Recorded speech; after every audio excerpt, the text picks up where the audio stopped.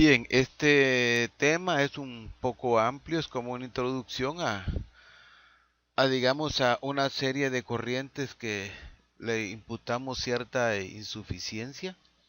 Es importante tener en claro esta cuestión. En cuanto a la filosofía, por lo que ustedes preguntaban, bueno, ese amor por la sabiduría es como el esfuerzo de reflexión por ir a la esencia de las cosas, por ir a lo real de la realidad.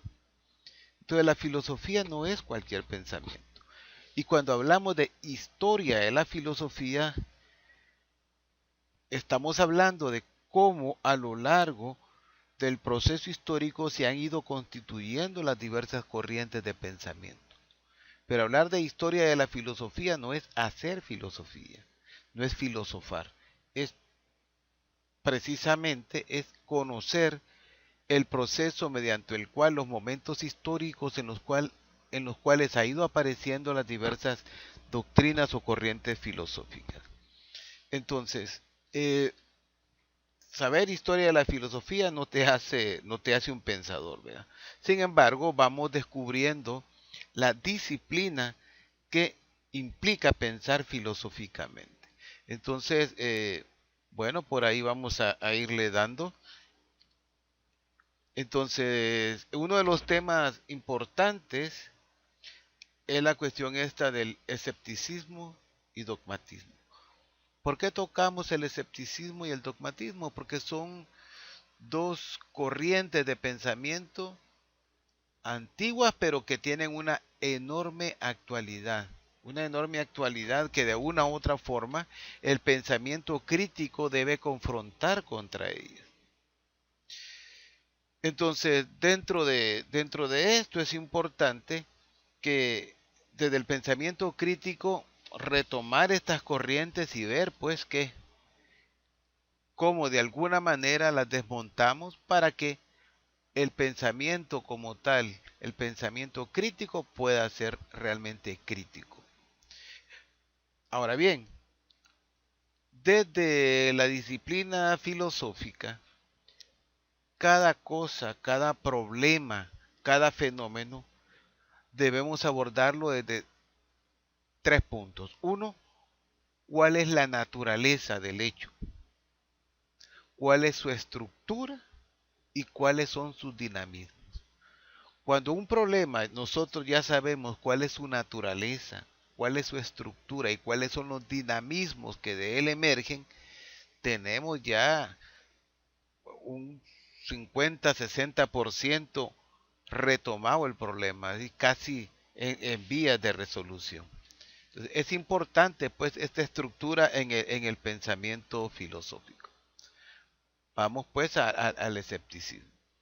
El escepticismo vamos a verlo desde dos puntos de vista, desde su versión negativa, pero también desde su versión positiva. En la versión negativa, para el escéptico, la verdad no existe y el ser humano no puede conocerla. Es decir, se niega la realidad, es decir, cae en una especie de subjetivismo. Es decir, por ejemplo, aquello de cada cabeza es un mundo. Y el perspectivismo, es decir, depende de la perspectiva, de dónde usted esté. Entonces le quita esa dimensión de lo real de la realidad. O sea, niega la realidad, el escepticismo, ¿verdad? Entonces, y en este sentido es subjetivista. En la perspectiva, digamos, más positiva, el escepticismo marca, digamos, la duda. Es decir, la duda no es mala porque nos lleva a examinar, a investigar.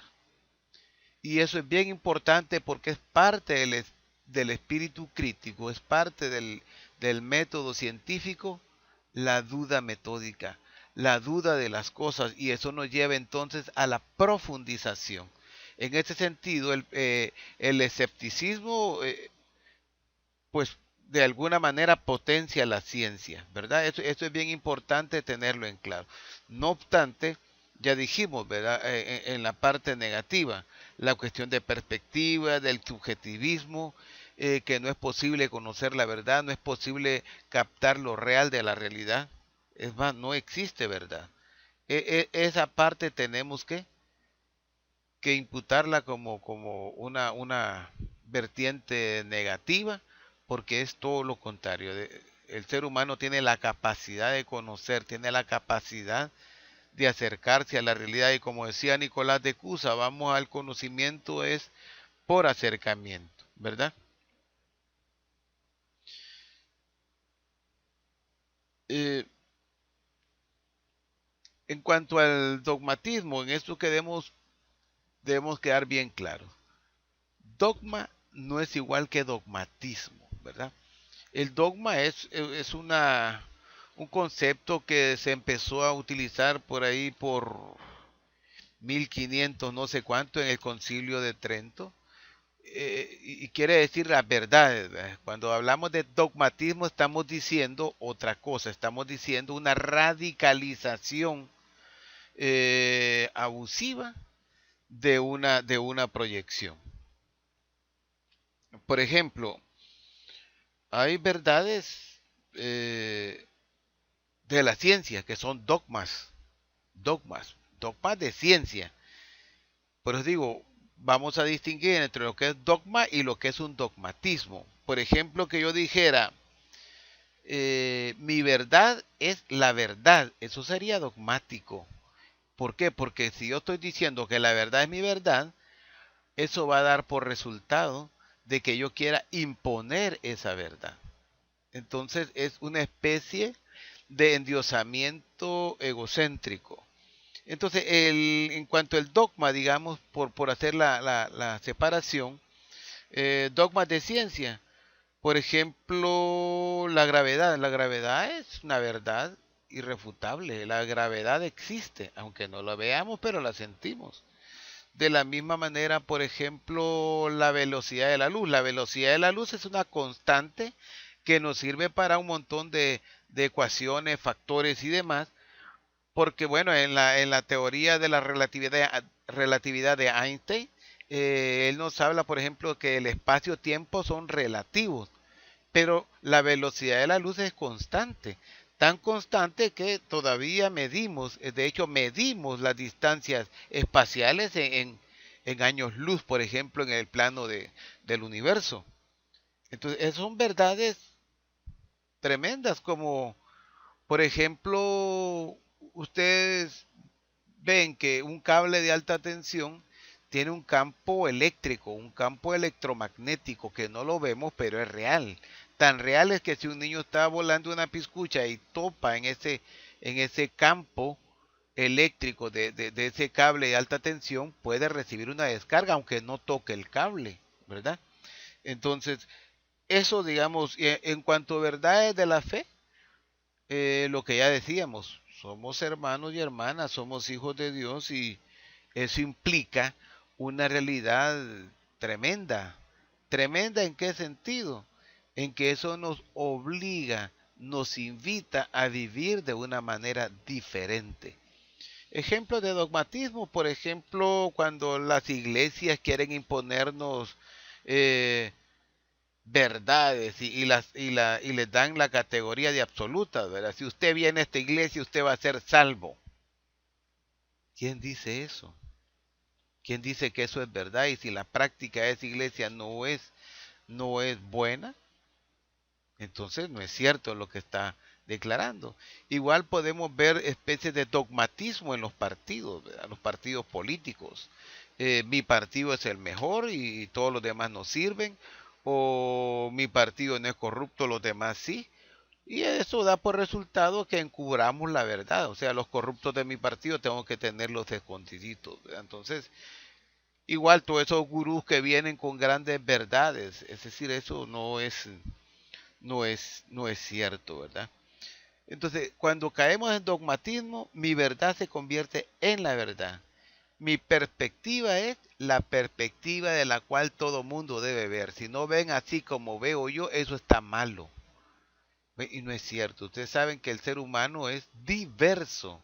de una realidad diversa, de ahí la necesidad, de ahí que la comunicación sea una necesidad para la especie humana, dado que somos estructuralmente seres sociales, ¿verdad?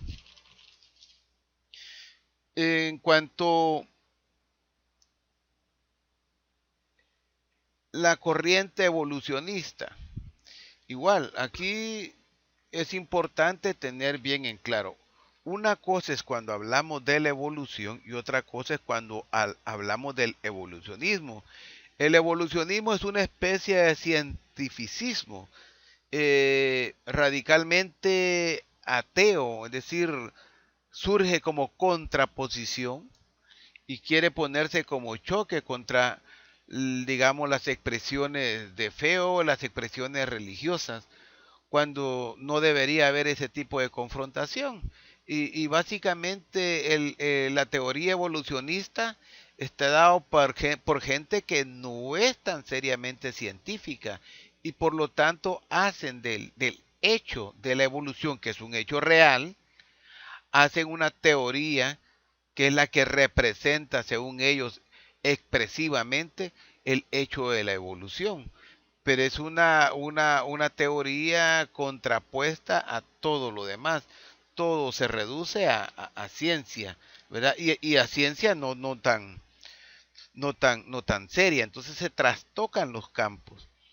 De tal suerte que la teoría evolucionista, uno de sus efectos importantes es que traslapa, digamos, del mundo animal la cuestión de la ley del más fuerte.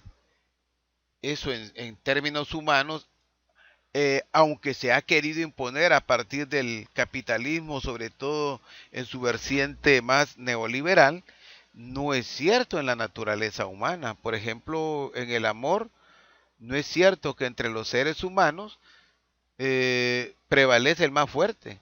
Al contrario, las relaciones amorosas entre los seres humanos implica comunicación, implica sentimientos, implica una serie de convergencias de gustos, de cosas, de campos, de relaciones, en fin, y hasta una cuestión química. ¿Verdad? El amor es una cuestión, es una reacción química también. Entonces, esta teoría lo que hace es hacer una falseación, falsea las cosas, ¿verdad? Entonces, la evolución es un hecho. Aunque bueno, hay alumnos que vienen a la universidad y que les han dicho en sus lugares donde se reúnen de iglesia, de religión, les han dicho, miren, lo de la ciencia es cosa del demonio, pues cosa del diablo, entonces no queden en eso. Y no es cierto, ya les decía la vez anterior, ¿verdad? Que la ciencia es un don que Dios da al ser humano, precisamente para que el ser humano construya el mundo, reconstruya el mundo, domine el mundo. No me gusta mucho la palabra domine porque es muy avasalladora, ¿verdad? Se presta para mil y una cosas. Entonces esa teoría evolucionista incluso ha falseado al mismo Darwin. Darwin, por ejemplo, jamás dijo que el hombre desciende del mono. Jamás. Al contrario. Aquí solo muestro, por ejemplo, cómo las diversas corrientes de seres humanos, las diversas especies o los diversos filum dentro de la especie humana se han ido evolucionando. Entonces, incluso, por ejemplo, hay gente que le dice, mire, esos huesos que dicen que han encontrado son de palo, los hacen para engañar a la gente. No, no es cierto. No es cierto. Es como que si yo le dijera, bueno, ¿por qué falsean a Darwin? Darwin jamás dijo que el hombre desciende del mono. Pero la ciencia, ¿qué es lo que muestra? Por ejemplo, vaya, nosotros somos del orden de los vertebrados, ¿sí? Eso ya es una primera gran definición. La otra gran definición es que somos mamíferos. Muchos animales no son mamíferos. Hay unos que nacen ovíparos por huevo, vivíparos, somos del plano de los vivíparos. Hay otros que son ovivivíparos, es decir, que hay una mezcla de ambas cosas, ¿verdad? Entonces, por ejemplo, si yo dijera el lobo o los cánidos tienen un tronco común, ¿verdad? Que parte de los lobos, pero desde ahí se han ido desgajando una serie de especies, ¿verdad? Como los diversos perros, incluso usted ve un perro chihuahua tan chiquitito, pues sí, pero está emparentado con el lobo. Hay perros que son de una tremenda inteligencia y otros perros que no. En el caso del ser humano, ese árbol es tan amplio que no lo logro mostrar acá, pero en una ramita muy para abajo está el orden de los, ¿cómo se llama? De los grandes simios, ¿verdad? Como el gorila, el orangután, que son los animales inteligentes, los chimpancés y los bonobos, por ejemplo, ¿verdad? Pero es una rama que está, se desgaja de ese tronco común, ¿verdad? De los grandes primates, pero no es que el ser humano venga ahí, sino que hay un tronco en el cual se separan una serie de cosas, ¿verdad? Eh, Somos vertebrados igual que muchos animales, pero no por eso es que tenemos un parentesco, aunque en términos de ADN, bueno, estamos mucho más cercanos a unos y otros que otros. Incluso cuando se dice que estamos, ¿qué? 97, 100, eso suena corto porque tenemos una mentalidad numérica, pero quizás no es la forma más correcta de medir, ¿verdad? Esa cercanía eh, biológica no es tan cercana aritméticamente. En realidad, biológicamente son distancias enormes, ¿verdad? Entonces el ser humano viene, se va desarrollando, porque Dios ha querido que el ser humano así vaya. Es decir, somos una evolución, eh, ¿cómo decirles? Una evolución paulatina, una creación evolutiva, por decir algo. ¿Verdad? Ha habido una serie de reuniones de científicos creyentes de todas las religiones, judíos, cristianos, musulmanes, shintoístas, hinduistas, de las religiones africanas, de mayas, aztecas, y una de las cosas que han aceptado las grandes iglesias también es que hay una creación que es evolutiva, porque Dios mismo, como dicen los griegos, es dinamis, es movimiento constante y eterno. Entonces Dios que es movimiento, que es dinamis, no va a ser algo fijista, ¿verdad? En ese sentido. Entonces, como ven, esa tendencia evolucionista falsea muchas cosas, ¿verdad? Entonces tenemos un ancestro común y bueno, por ahí es donde tenemos que ir avanzando. Otra de las corrientes que le imputamos que es insuficiente es el dualismo, ¿verdad? El dualismo como tal. El dualismo nace en la Grecia antigua. Recordemos que la Grecia, aunque hablamos que es la cuna de la democracia, en realidad hay una normalidad que es casi impositiva, ¿verdad? Es casi impositiva el pensamiento.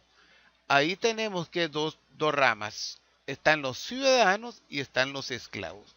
Cuando hablamos de democracia estamos hablando de los ciudadanos. Los esclavos, nada que ver.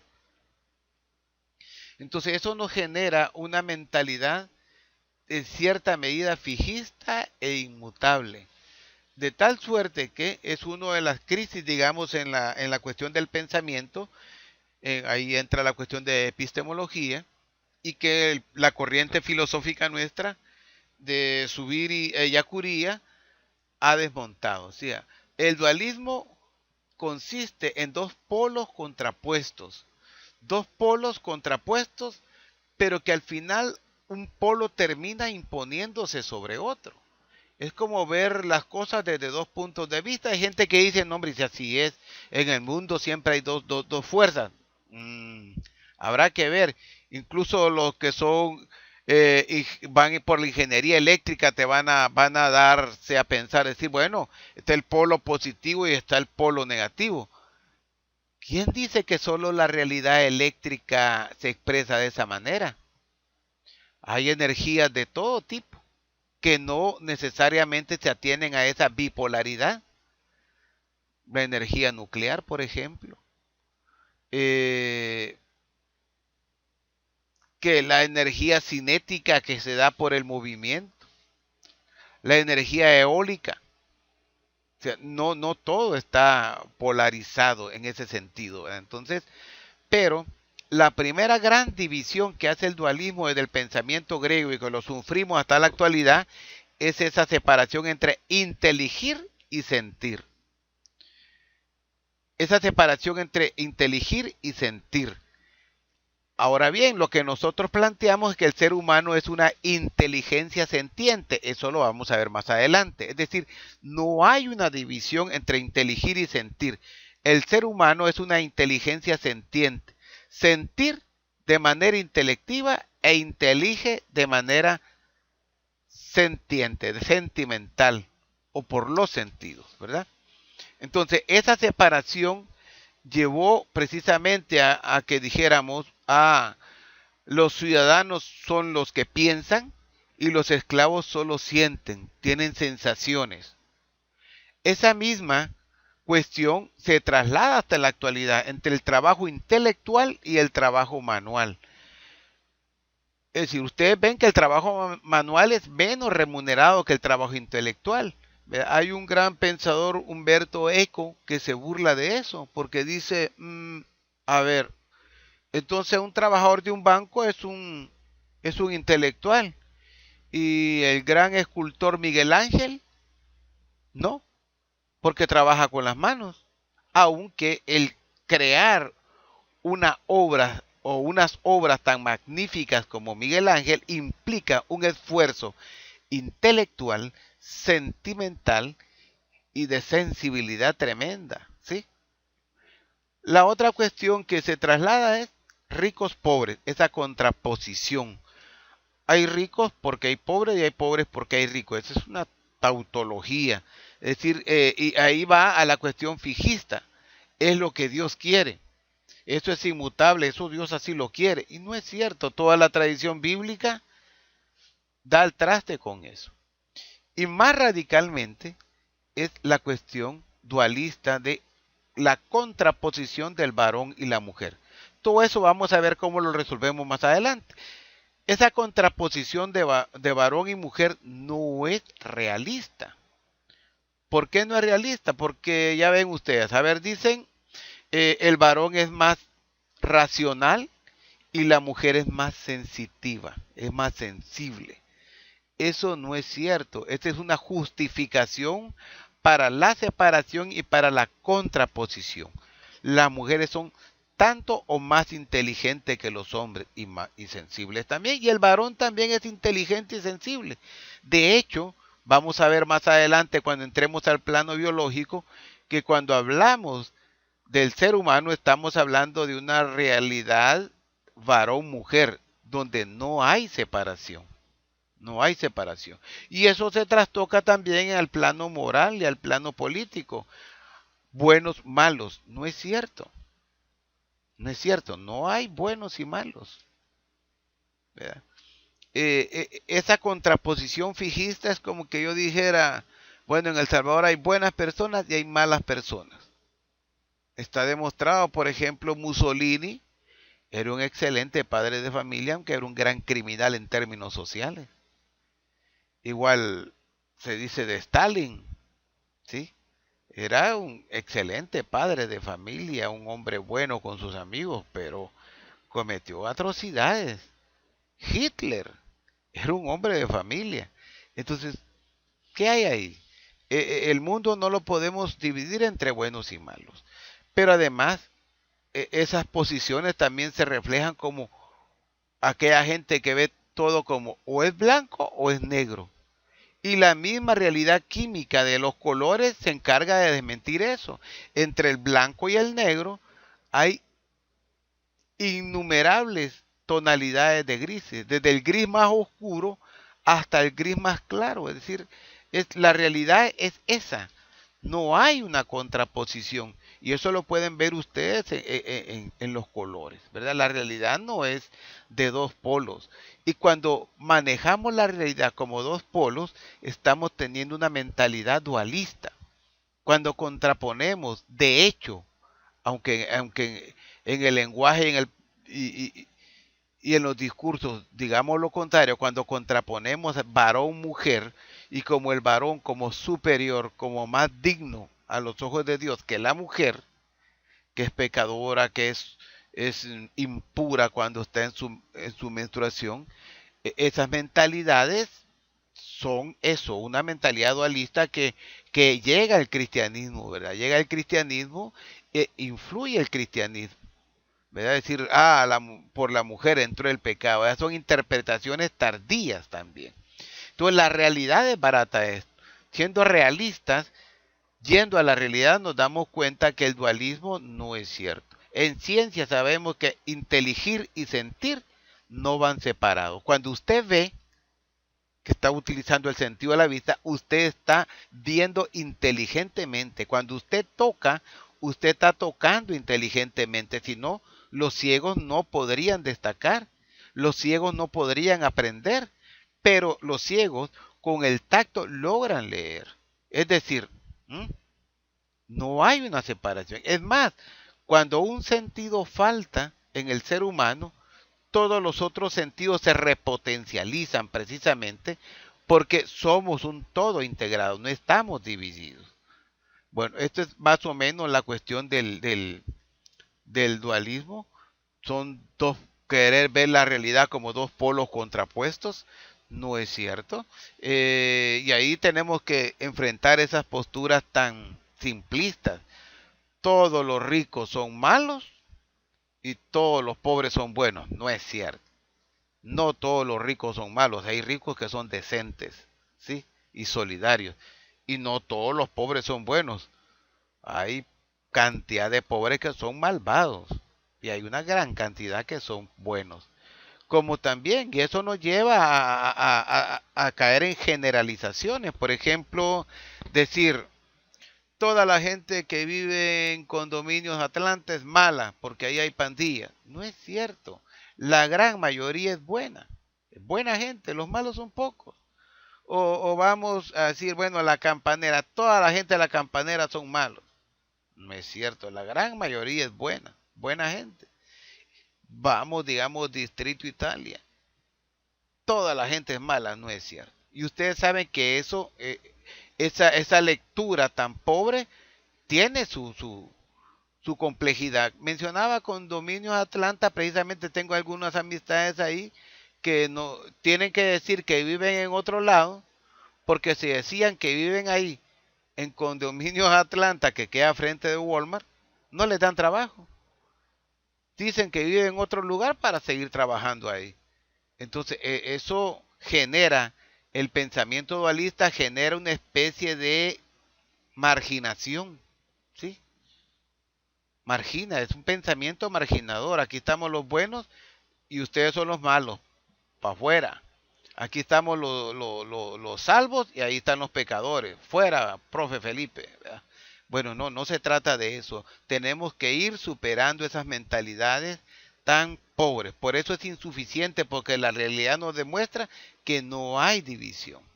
Bien, entonces tienen como tarea investigar los siguientes conceptos: creacionismo y evolucionismo, porque son también corrientes de pensamiento que son insuficientes. Entonces ustedes tienen que ir explicando, tienen que ir teniendo en claro por qué esas corrientes son insuficientes. Y cuidado con los conceptos, estoy hablando de creacionismo, que es una teoría que habla de la creación, que tiene una interpretación, y del evolucionismo, que ya más o menos lo vimos, ¿verdad? Pero investiguen bien esos conceptos, por favor. Bien, estamos ahí. Espero que ese material de apoyo les siga sirviendo para ir profundizando las lecciones. Muchas gracias. Se me cuidan.